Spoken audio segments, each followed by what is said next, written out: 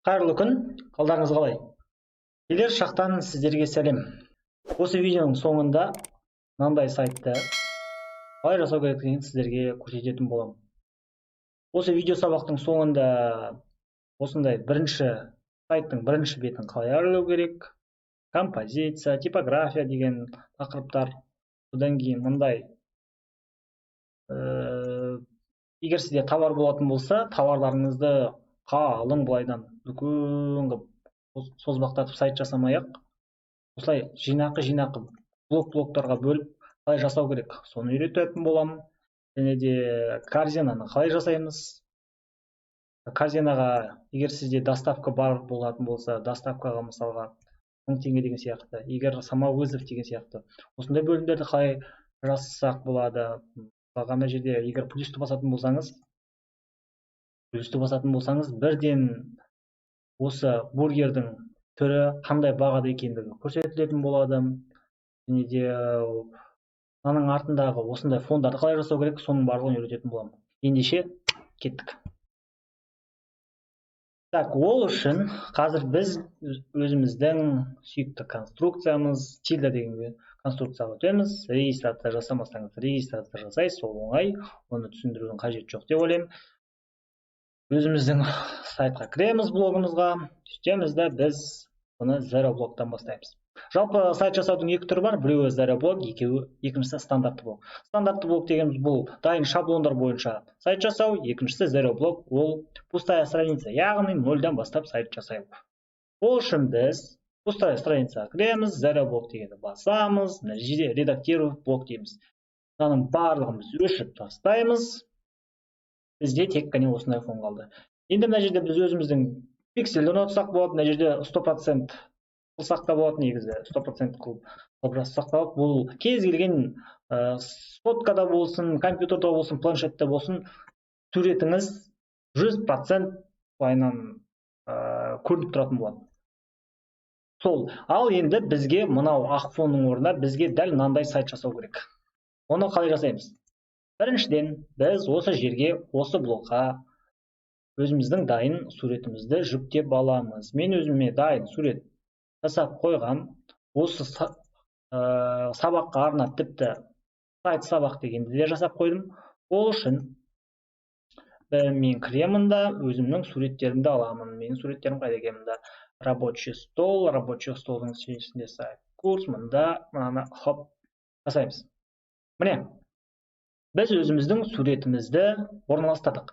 Бірақ мына сурет пен мына сурет екеуін салыстыратын болсаңыз, мына сурет кішкене темный болып тұр да, ал мынау кішкене ашықтау болып тұр, оны қалай жасасақ болады?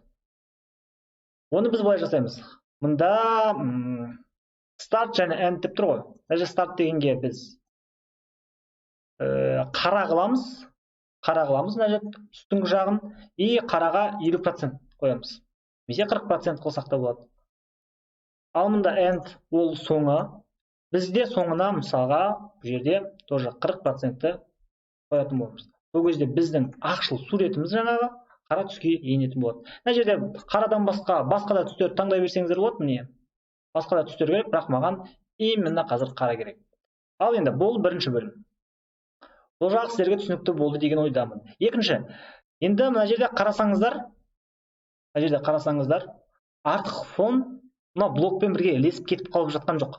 Бір артық фон фиксация болып тұрған сияқты болып тұр ғой сіздерге. Ал енді бұны қалай жасаймыз? Мына жерде мысалы бізге суретпен бірге, блокпен бірге, суретте бірге кетіп қалып тұр. Бізге қазір суретті фиксация орналастыру керек. Ол үшін біз мына жерде скроллды емес, фиксацияға қоямыз. Фиксацияға қойған кезде мына жерде қарасаңыздар, сурет тұр, ал блок өз-өзімен жүріп жатыр. Бұл да бір сайтқа бір өзіндік әдемі әр береді. Осы жағы сіздерге түсінікті болды деген ойдамын. Енді келесі қалай жасаймыз біз? Қазір біз аламыз да алғашқы суретімізді жасаймыз. Алғашқы суретімізді қоямыз. Алғашқы суретіміз бізде мынау. Бургердің суреті. Мына жерде қарасаңыздар, артық фон жоқ, бургерде. Бұл прозрачный фон деп аталады. SVG немесе PNG форматта сақталған фон, осындай артқы фон болмайды бұл жерде. Келесі сурет, тағы бізге тағы артқы фон керек, кішкене бір әрі беріп тұру үшін.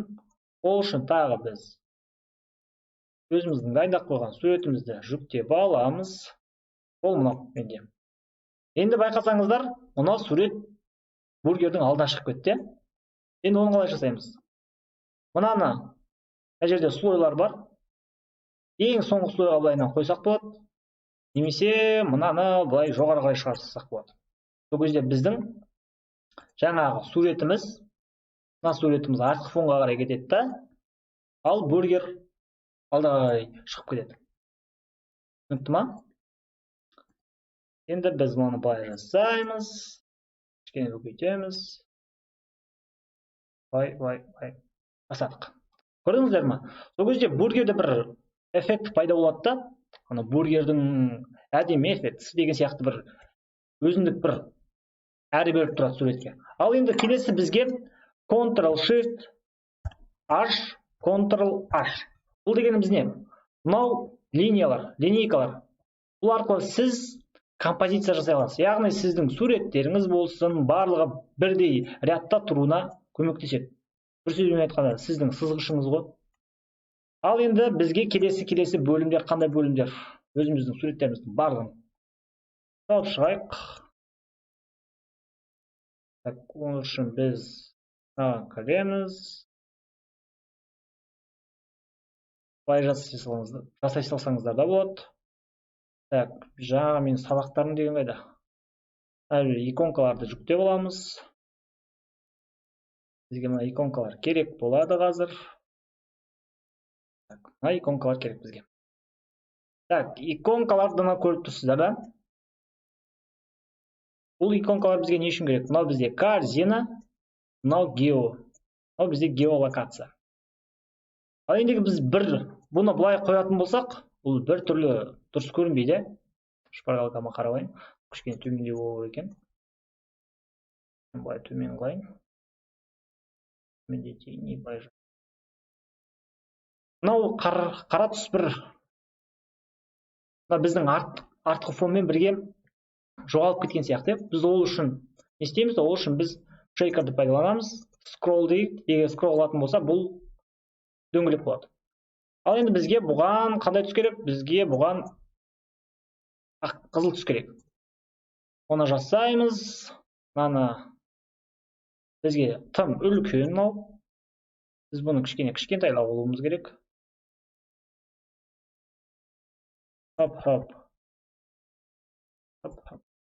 Копировать еттік. Мынаны тоже былай жасаймыз.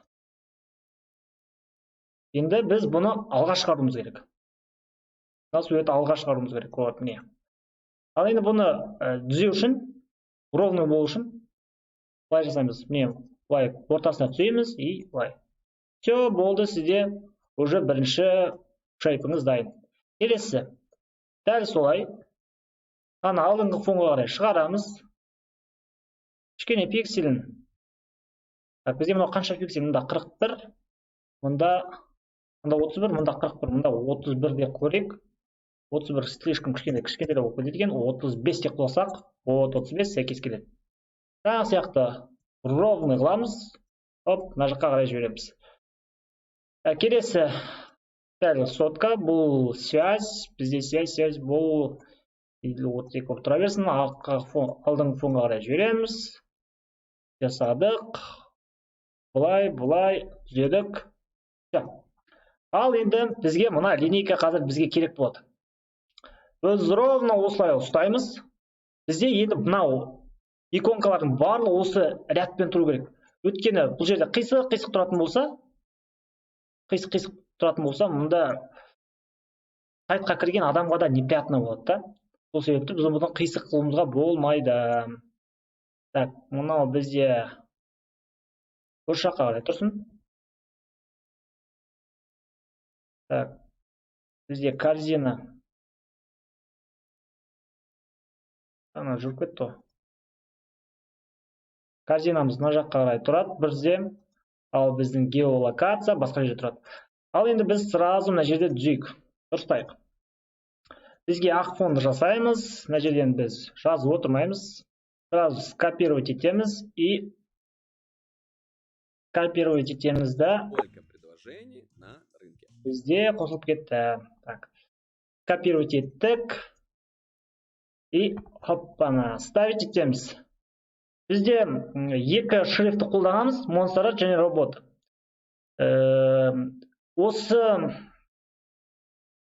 екі шрифтті қолданамыз. Қазір біз робота деген шрифтті қолданайық. Бірінші, бұл жерде біз қанша пиксель қойсақ болады? Пока 14 болып тұра берсін. 14 болып тұра берсін мына жерде. Бізге енді кішкене алға қарай жылжыту керек. Аны былай жасаймыз. Келесі шрифтарды қоямыз. Мына жерден скопировать етеміз. Ана бұл басып кетті. Ана жарайды. Былай жасайық. Осы бір номер жазсайық өзіміз. Қазір мен сіздерге түсіндіремін, неге ол скопировать етілмей жатыр. Так. 8 былай 8 708 дей салайық. 8 жол 597 17 51 деп жазсақ, бұл өтірік номер. Енді телефонный версияда, мысалы, көп адамдардың трафиктің 90%, 98, даже 95%-не дейін телефонмен кіреді ғой. Сол себепті біз осы телефон номерді басқан кезде бірден звондалатын қылып қалай жасасақ болады. Ол үшін біз қазір мына жерге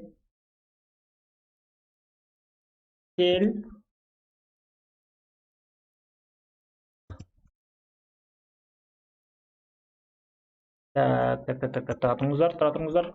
Да. Қос нүкте. Және де былай жасаймыз. Егер сіздер URL ссылкаға осылай қос нүкте өздеріңіздің номерларын жазатын болсаңыздар, дәл осылай хабарласпайды. Қазір бұл компьютерден болғандықтан хабарласпайды. Ал егер телефонның версияда дәл осылай болып тұратын болса, уже хабарласатын болады. Сол себепті сіздерге де қолданған жақсы. Ал енді біз қазір мына телефонның номерде қандай шрифтті қолдансақ болады? Бұл жерде біз робот емес Montserrat деген шрифтті қолданамыз, және де бұлға кішкене жуандатамыз. И мұнда қоямыз. Бұлай қойсақ болады. Ал енді біздің келесі нелеріміз, жазуларымыз дәл осы телефон номердің деңгейінде тұру керек. Ал енді қазір біз геолокацияны қоямыз мына жерге. Примерно геолокация осылай тұрсын. Примерно геолокациямыз осылай тұрады. И біз жерге біз текст қоямыз. Бұл жерде енді өздеріңізге байланысты, негізі шрифтпен жұмыс жасаған кезде екі шрифтті ғана қолдансаңыз дұрыс. Жалпы бұл жерде өзінің ережелері бар шрифтті қолданған кезде. Ол біріншіден ең бастысы қарапайым. Ол адамға оқылу керек та. Просто адам кірді, Астана деп тұр, Нұрсұлтан деп тұр ма, Нұрсұлтанды оқи алу керек та. Егер бұл қисық кейбір шрифттар болады, мысалға бұл мына жерде жоқ, басқа шрифттар болады. Ол жерде уже қазақша әріптердің көбісі оқылмайды. Сол себепті шрифтті таңдаған кезде ең бастысы назарға аударатыңыз ақпарат, назарға аудару керек, ол ең бірінші клиентке дұрыс оқылу керек та.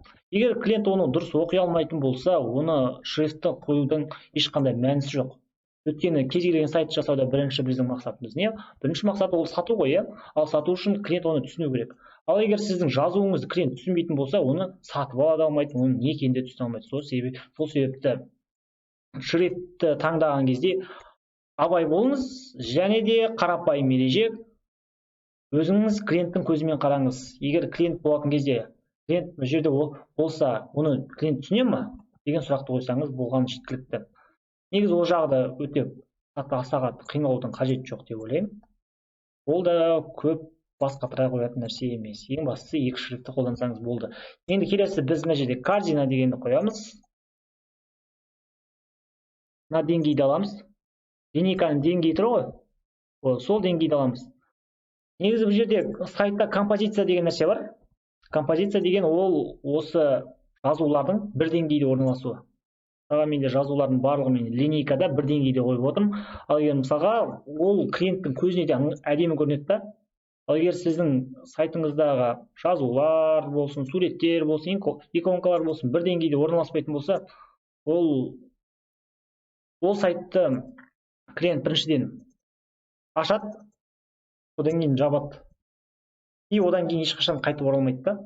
Ал егер сіздің жазуларыңыздың барлығы, иконкаларыңыздың барлығы мынандай аккурат орналасатын болса, ол клиенттердің көздеріне де приятно көрінетін болады. Ал енді келесі бізге иконка керек. Бұл жерде біз регистрация жасалайық. Регистрация жасамаппыз, оказывается. Ал регистрация жасадық. Регистрация жасадық. Flexion деген бұл сайт. Бұл сайтта сіз не табасыз? Бұл сайтта бургерді таба аласыз десем, иә.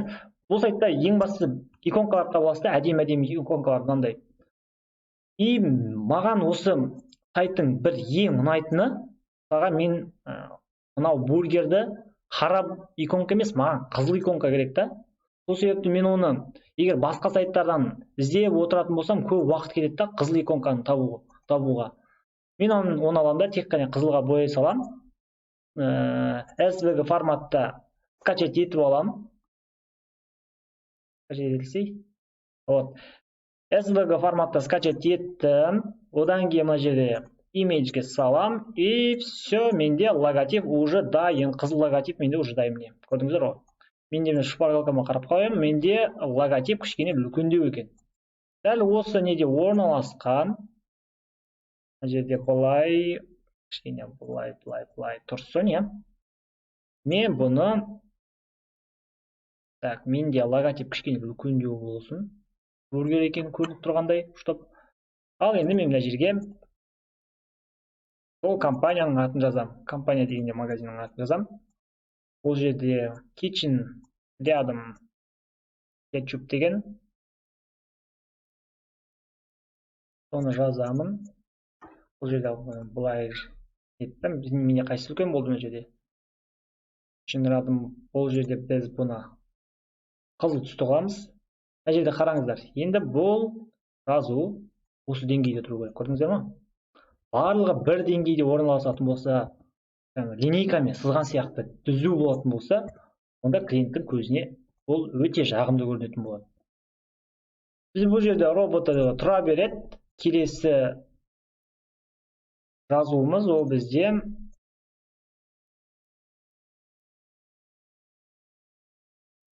кетчуп деген.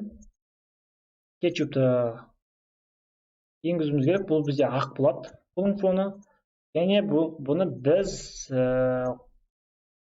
Монсеррат, және бұл бізде жуан болу керек. Так, бұл бізде жуан болу керек, және бұл примерно былай болу керек. Міне.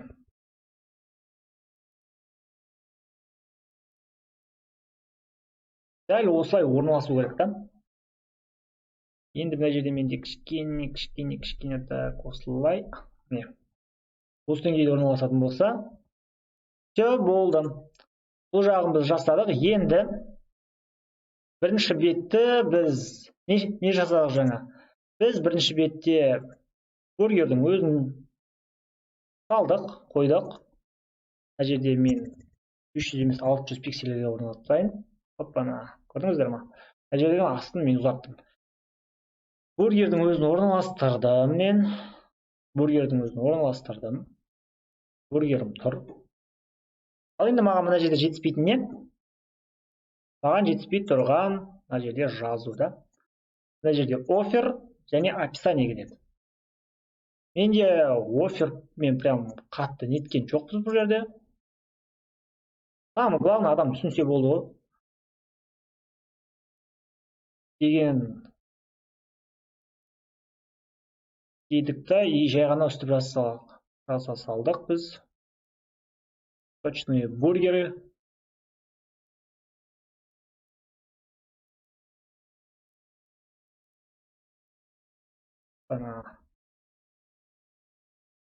Сочные бургеры деп біз оны көйтеміз. Сочный бургерді. Енді бұл жерде жазу да дәл. Қараңыздар. Мына деңгейді орналастыру керек та. Сол адамның көзіне кішкене жағымды көріну үшін. Осы деңгейді орналастырайық өстіп. Осылай. Даже тағы да кішкене үлкейтіп жіберсек болады даже. Бұл компьютерный версия болғандықтан бола береді. Мына жерде кішкене былай жақындатайық, кішкене болсын жақындатайық. Все болды. Енді келесі бізде ол мына жерде роботада тұрады, мына жерде ақ қыламыз. Мына сөз. Kitchen by ketchup дейді. Осы біздің описаниямыз. Описанияны дәл сол деңгейде орналастырамыз. Осы деңгейде орналастырамыз, кішкене созыңқыраймыз. Дәл осылай созылып тұрсын. И мынаны кішкене, давайте 18 жасап көрейік. 18 болсын. Алысырақ болу керек. Бізде фокус мынаған түсу керек и мынаған түсу керек. Адам бірден кірген кезде ол сөзге емес, суретке мән береді да, и сіздің бірінші сайтыңыздың бірінші бетіде не сататыңыз туралы сразу түсінікті болу керек. Мысалға бізде бұл жерде біздің жағдайымызда бургер сататын екендігі көрініп тұрды, өйткені бірден сурет үлкен тұр, и суретте мынандай өзінің адамның назарын бірде аударып қалатын бірде эффекттер қойып қойдық та, әдейі. Специально солай жасап қойдық, чтобы адамдар кірген кезде бірден түсінікті болсын деп. Енді мына жерде былай жасауға болады, мынаны біз 30-ты кішкене 30-ты жасап, төмен жасап, мына жерде мынаны кішкене кішірейтіп, мына жерге менюлар қойып тастасақ болады, бірақ біз олай меню жасамаймыз, өйткені бізге компьютерный версияда ол меню жұмыс жасайды да, ал сотканың версиясында ол сыймай қалады да мына жерде. Сол себепті біз бұл жерде меню жасамаймыз, менюдің басқа жалғанған нәрселерді көрсететін болады. Ал енді келесі бізге керек нәрсе ол бізде боттон. Бізде боттон не деп тұр? Заказать деп тұр ғой, иә. Мына жерде біз заказать деп жазамыз, ой.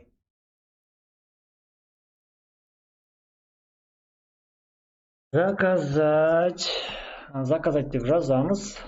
И мына жерде біздің кнопкамыз бұл жерде қызыл болу керек. Кнопкамыз кішкене қызыл болады, и мында біздің жазуымызда кішкене үлкендеу болу керек.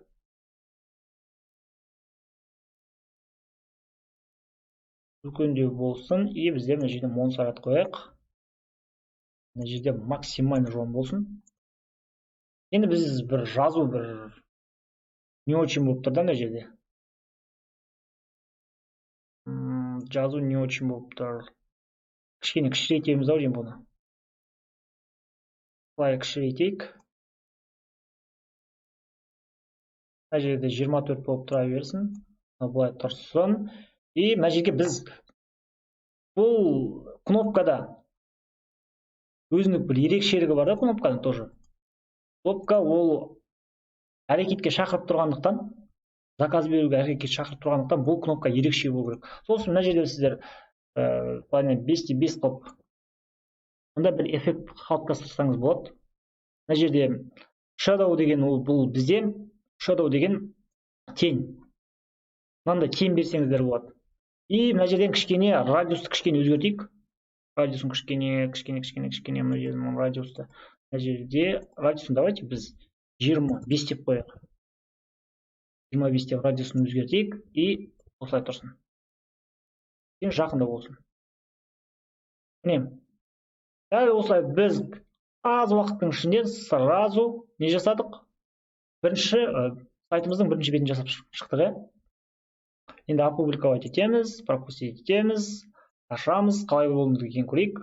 Оппана. Міне біздің сайтымыздың бірінші беті дайын. Бұндай сіздер басында ойлап қалуларыңыз мүмкін, бұл мұндай сайт жасау қиын ғой деген сияқты. Шын мәнінде тильдада сайт жасау оңай екенін мен өзім практикада көз жеткізіп жатырмын. Бұндай сайттарды жасау вообще былай ғой. Ал енді бізге мына жерде меню керек. Көрдіңіздер ме мындай главный, бургері деген, доставка, контакты деген сияқты бізге меню керек. Бірақ ол меню біздің фонымызға мешать етпеу керек. Оны біз қалай жасасақ болады? Ол үшін біз тильданың ішінде меню деген бөлім бар. Меню деген бөлімнің ішінде міне Mi 401 деген көріп тұрсыздар ма? Вот, Mi 401. Вот соны таңдаймыз. Бұл жерде арты бізде прозрачный, ал алды не? Енді осыны тұрыңыз. Біз бұны алға қарай шығаруымыз керек. Міне, мына жаққа шығаруымыз керек. И опубликовать етуіміз керек. Мына жерде де тоже опубликовать етеміз. И дальше бізде мына жерде көрінбей тұр да. Мына жерде біз менюмыз көрінбей тұр. Неге көрінбей тұр? Оның себебі, мына жерде біз настройкаға кіреміз. Настройканың ішінде фон меню бізде қара емес, ақ қыламыз. Иконка менюді иконкасын ақ қыламыз да, фонды, давайте фон бізде қаралау болып тұра берсін. Опубликовать етеміз и хоппана, көрдіңіздер ме? Меню уже көрініп тұр. Ал енді менюді қалай қолдану керек? Ол вообще easy ғой. Ол үшін контакты кіресіздер, мына жерде список пунктов меню дегенге кіресіздер, мына жерде главный деп жазасыздар, мына жерде главный меню, мына жерде главный меню блокпен таңдайсыздар да. Мынау сізде главный меню. Мына жерде келесі бөлім мысалға доставка болсын. Доставка деген меню жасайсыз, мына жерде контакт деп менюларды енгізесіздер да, и все болды, сізде опубликовать еттіңіз, мына жерде жасадыңыз, и все болды. Сізде уже дайын тұр. Доставка, главный меню, мысалға енді клиенттер әртүрлі болады ғой. Біреуіне осылай сайтта қараған болып отырмай-ақ, главныйына кіре салу немесе доставкаға кіре салу оңай болады да. Сол себепті клиентке де ыңғайлы болу үшін біз осылай жасайтын боламыз. Ал енді келесі сабақта мен ертеңге түсіндіретін шығармын. Келесі сабақта мен, егер біз сайтта бургер, хот-дог, пицца, напитки дегенді мысалы бургерді қарасаңыз, мына жерде бургер тұр да. Мына жақта отстуктар жоқ, басқа блоктар жоқ. Блоктердің барлығы бір блокта жинақ тұр. Бұл бізге сайтты ұзын қылдырмай, сайтты жинақы қылуымызға және клиенттерге де оңай болуға, клиенттің көзіне де ыңғайлы болады да, сайтыңыз жинақы болатын болса. Доставкаға дейін түсу үшін мына жерде егер біз мынандай жинақы қылмайтын болсақ, 4 блок түсу керек еді да. Ал біз 4 блоктың барлығын бір блокқа жинап тастаймыз. Ал бұны қалай жасау керек, мен сіздерге келесі видеода түсіндіремін. Және мына жерде көріп тұрсыздар ма? Артқы жақтағы фонда мынандай цены деп тұр ғой. Сондай осындай артқа әдемі фонды қалай жасау керек? И мына жерде доставка корзинаны қалай жасасақ болады? И мына жерде мысалы мынаны басқанда кезде қалай жасасақ болады корзинаны? Доставка курьера по городу деп 1000 теңге деген сияқты нелерді қалай жасасақ болады деген сияқты осындай сұрақтарға жауап беретін болады. Бірақ бұл келесі сабақта. Келесі сабақта кездескенше, дәл қазір мынау видеоға лайк басыңыз. Бұл менің алғашқы видеом. Так что маған поддержка ретінде лайк басып, подписаться етіп, достарыңызбен бөлісіңіз. Алдағы уақытта, егер сіздер активно жұмыс жасайтын болсаңыздар, мен сіздерге тильданың өзім білетін қыр-сырларының барлығын түсіндіруге тырысатын боламын. Так что, кесет.